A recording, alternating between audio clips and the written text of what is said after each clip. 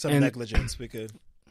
Yeah, we'll leave it at that. Just want to leave it right there. And it's just weird even to talk about because like the text is like so fresh, and like when you checking back and forth from people, it's just like it's a few people out there that text me about the episode or just things that bring light to this show, how we go about doing it, or people that are very social media active with us, even if we comment something or they have their own reaction to an episode that they listen to something, they have their own reaction, they feel that they need to tweet us or get at us about it, or they just text us out of the blue like, yo, that so-and-so reminded me or whatever.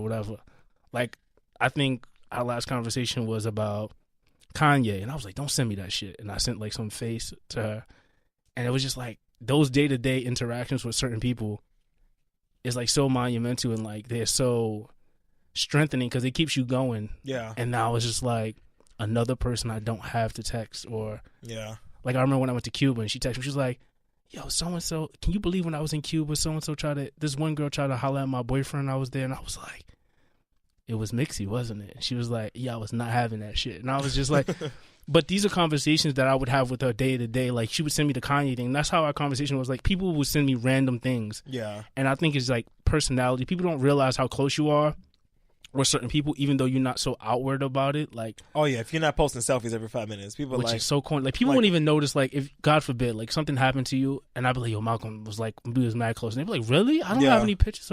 But like when you show like your friendship on a higher level of like, yo, we really, that person was like a fixture to my day-to-day life. Yeah. And that's what I would say that Tiffany definitely was. And it was really kind of like, eerie because I was just like, here we are 2 weeks later, and it's just like, no, that shit rocked me to my core. Because I was like, because because you called me, and obviously I was expecting bad news because I could just tell from the tone of your voice and the state that you were in when I picked up the phone that something was wrong. But I was not expecting Tiff. I didn't know what to expect, but I wasn't expecting that. I was just like, wow, that. And no time is good time to expect anything, but when you like certain friends and like certain people, like, you just don't know. Like, you don't know what could happen when it was. And it's like, one person had texted me, and I was just like, don't ruin my night. Because I could tell based on the friendship, and they was like, did you hear? And I'm like, don't do this right now. Because I'm like, hear what? What could possibly happen? What could you possibly tell me? What could I hear? What? Yeah. What is there for me to hear? Exactly. So just getting that, like, it broke me. It really did. And, just to see how much of, like, great friends she had, whether it was near or far, like people that came out to her, and people that room was packed, and people that like raised almost over $12,000 in GoFundMe. Like, the link is up on my social media if you guys care to donate or anything like that. Anybody who listening, but I'm just fortunate. Like I was telling Malcolm before we did this podcast that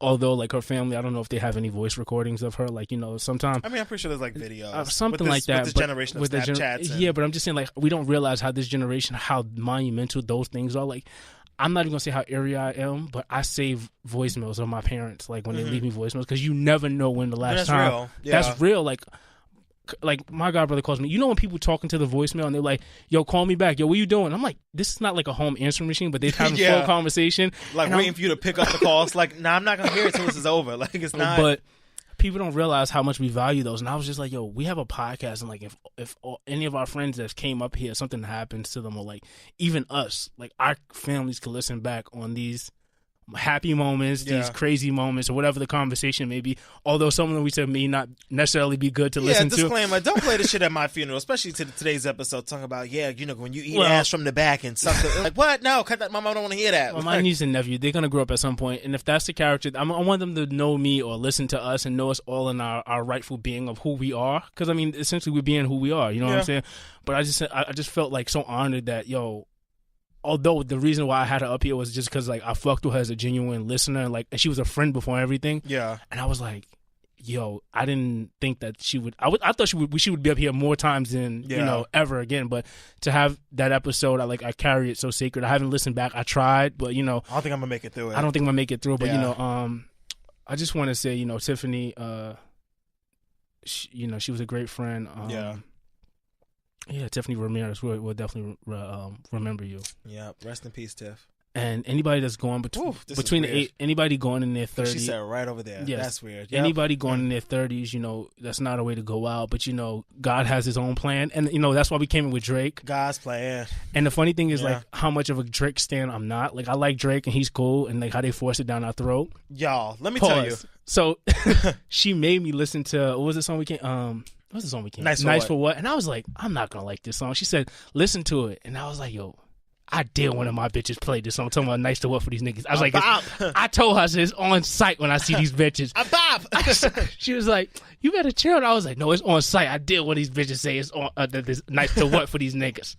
But she was the person that was like, you know, there's a few people out there, and like I hold all you guys' relationship like at the same sacred level. Like, you know, I appreciate you guys giving us feedback, but I don't ever expect anything to happen to you guys because, like, I deal with you guys. You know, I think the best of you guys.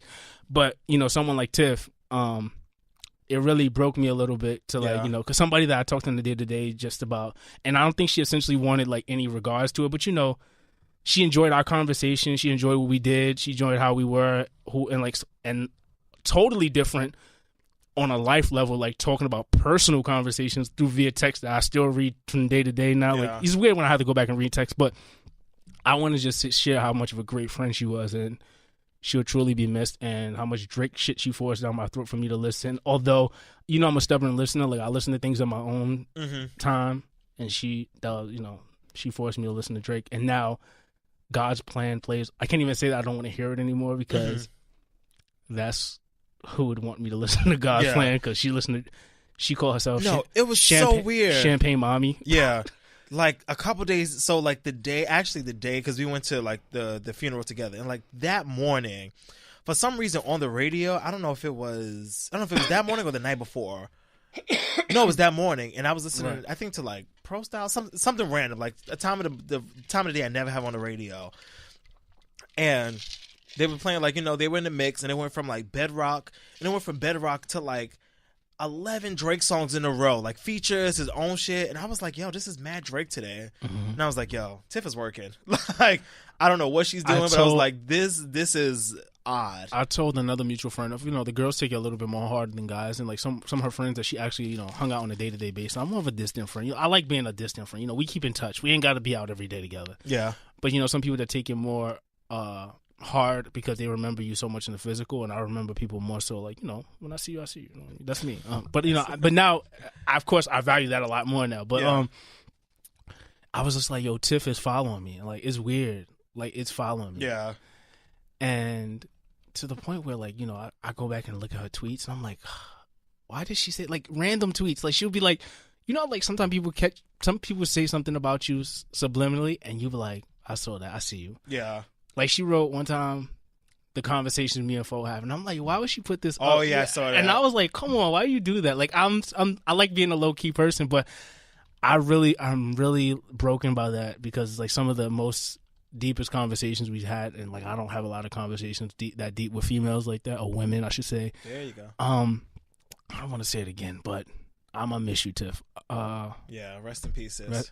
Rest in peace. And to her family, stay strong.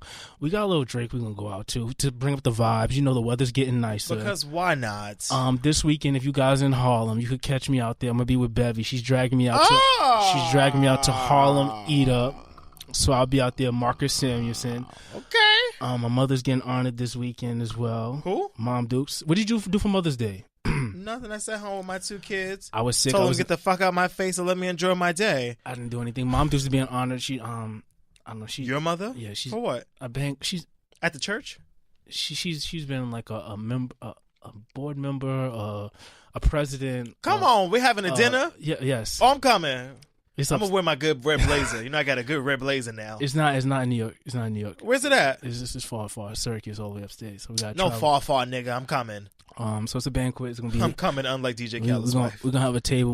I want to thank everybody that's on my immediate family that, you know, sent some contributions to send that nice little envelope for mommy, dear Mom Duke. So I didn't do anything this Mother's Day because I was essentially sick. You guys listen to my voice. I'm wheezing, and I want to apologize, and I hope you guys bear with me if I'm short of breath. So yeah, I've been trying to get better, but like I said, I'm 75%, and I'm at 110 for the young niggas trying to kill me. Okay. But All right. In other words, for Tiff, let's go out on Controller. Malcolm, where can he find us?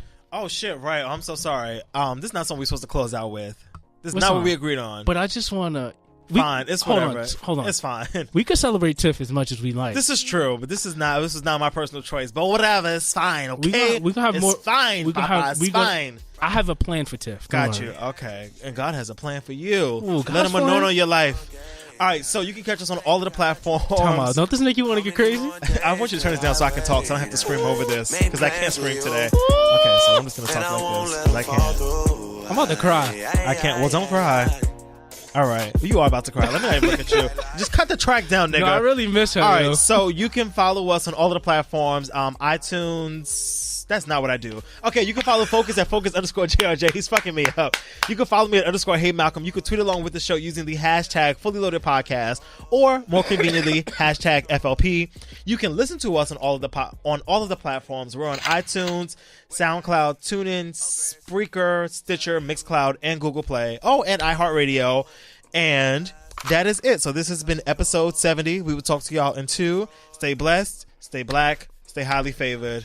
I love us for real. Peace out, y'all. If you see us out in the street, make sure you send us some love, give us hugs. Yo, make sure you really embrace the people around you, because you just don't know. But if you see me at brunch, send me a free bottle of champagne. Right. Here you go. Thank you, baby. JG.